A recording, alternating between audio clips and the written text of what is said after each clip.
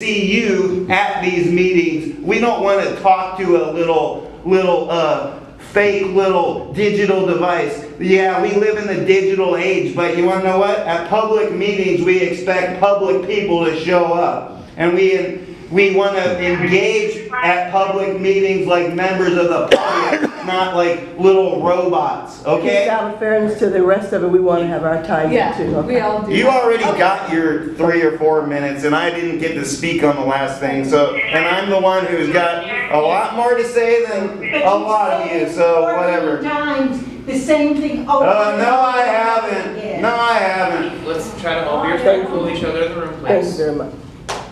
Who would like to speak Someone next? We have 5 minutes left, and I really wanted to give an opportunity to everyone to participate. So I really ask if there's somebody else in the petty grove room that wants to participate. I would like to give. Yes.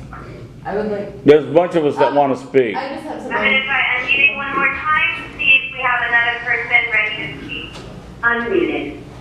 Okay, so let's go down. She's had her hand raised Yeah, for a while. okay, yeah. Just go Why ahead does anyone and even grab just that have there. So Yes. they're unmuting their phone, meaning they are saying stuff. Yes, thank you very much. I would just like to say, just an idea. I think it would be, Sorry.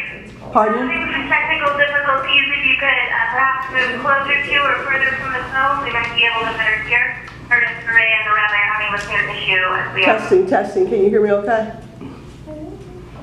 Can you guys hear me? Better. Thank you. My suggestion is that we move meetings and maybe possibly the next meeting outside, beyond the walls of City Hall, into the community. And I think that would give us a different flavor, a different feel, collectively.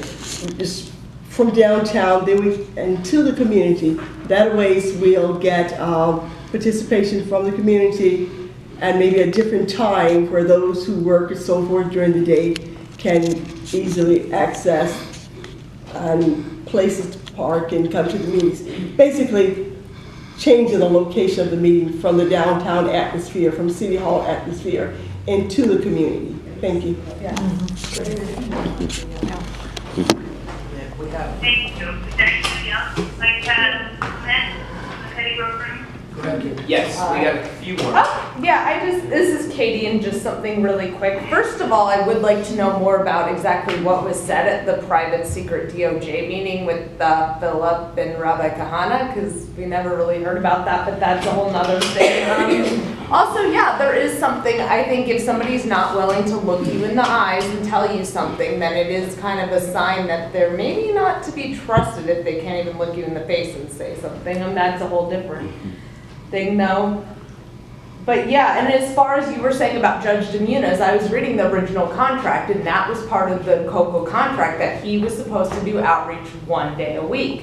And he quit, and Kathleen never picked that up, but her salary went from $75,000 to $120,000, and she did less work, so I'm still just trying to figure out the math and the business behind that. But yes, that was supposed to be part of it, but I guess she decided she wasn't gonna do it anymore, so that's a whole nother thing, and yeah, there's just a lot of like still math questions and other things that I'm like, I'm just not sure about, but that's not gonna get answered now, so I will give my time to whoever else needs to talk. But yes, you were right, they were sold as a package deal. Absolutely. And I just Have you want ever to sat say, there and you yelled this at is the Teresa phone on Redford. mute and said, And I just want to say again, for the record, that I think that if there's an opportunity for the July 14th meeting to be changed into a forum that includes Judge Simon, I think that at this point, with all of the ineffectiveness of the leadership from the COAB, I think that this is a point where we have to enter into discussion with the judge who built the settlement, and I think that needs to be a forum, and I think that what you need to do is you need to go ahead and break down, like even with this letter, it says what happened over the last year and a half. I think that the members of the COAB and the members of the community should be allowed to have a forum with the judge to discuss what's happening with this whole process, because again, it's to the detriment of the mental health and wellness of our community.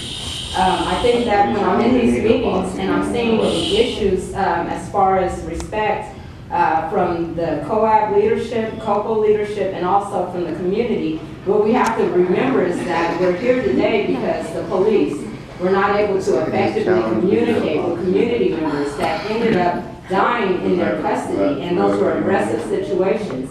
And so from the background, you have to realize that we're here today because people with different issues that are happening, that are coming into engagement with authority figures, are not able to communicate in a way that doesn't end in death or policing. And if you guys are the leadership council of that, if this panel is being brought so that we can have a new process between engagement on the streets with people with different abilities, whether it's mental health or disabilities or race.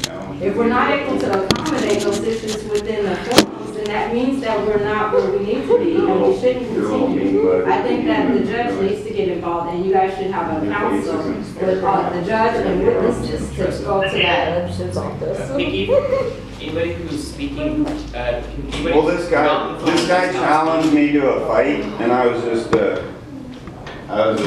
Well, it's obvious that we're in a situation because of engagement with people, communicating with the guns isn't working, and I think that with this process, we're not showing that there's any other fair way to communicate, because you guys are in the system right now, obligating yourselves to call in the police, arguing with people that have already told you that they have disabilities. And when we know that they're being exasperated because of this process, then that means that we need to do something different. We have to protect the health and welfare of our community members. I wish that would be a top priority, and I hope that we can have a conference with the judge in a forum where there could be witnesses speaking to what's happening here, so that it doesn't continue to hurt our community members. I'm very hurt for the people that are here now that are being chastised because of their engagement. They wouldn't be seeking health support if they could communicate in a different way. And I don't think that you guys chastising them is going to make that any different. Okay, time is up. I apologize. I would like to give another person a chance to talk. so you actually challenged me to a fight. I don't know what you heard. No, you said you're talking shit. Yes. You want to do something about it? Hi, this is Melissa Hopkins. I'm a law clerk with Disability Rights Oregon. I have participated in many different public meetings and public forums, and I've noticed a few things.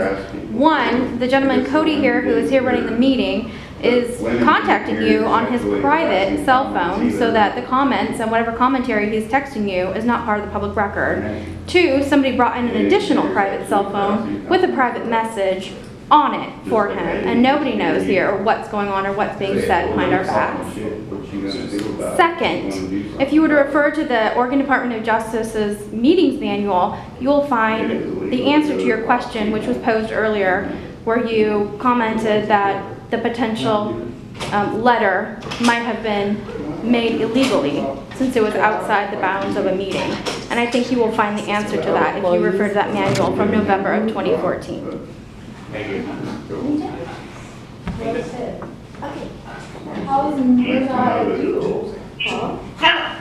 Hello?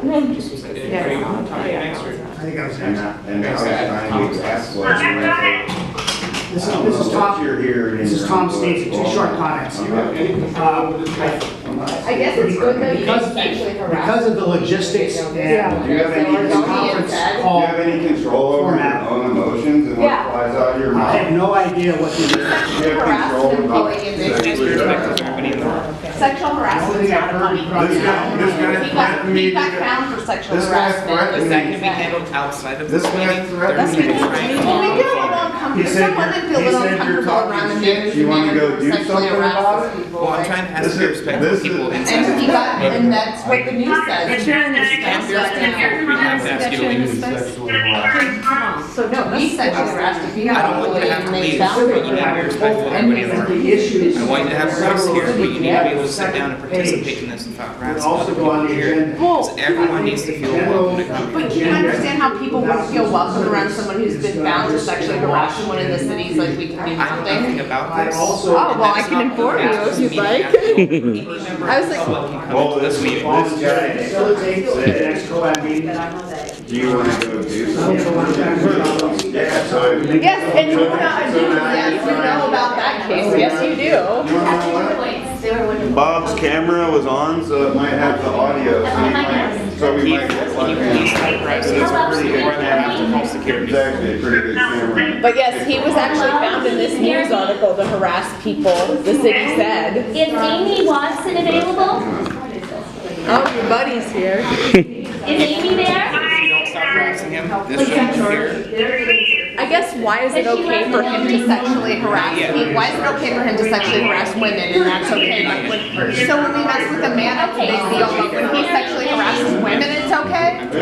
I think he sexually harassed women in the city, said he did it, and that's okay. So can you understand why women wouldn't want to be around a city manager who's had a proven track record of like treating his women like they're whores? I mean, I understand it's a conflict of interest. You didn't take this morning at all. But I'm concerned about the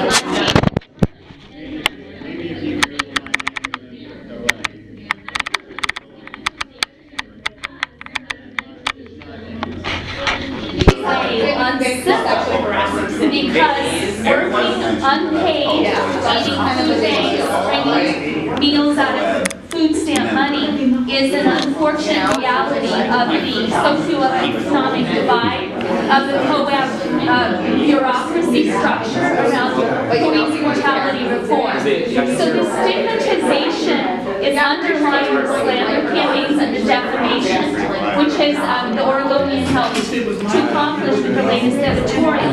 And medical privacy laws must Okay. G4S just showed up. with reasonable accommodations for our disabilities or our special needs without being stigmatized in the newspaper for having ADHD. so we want to get a law On disabled people shows that he has no spirit of compliance or any kind of good faith about respecting the ADA or respecting the U.S. Constitution. And that's why I have tried to contact Simon repeatedly on my concerns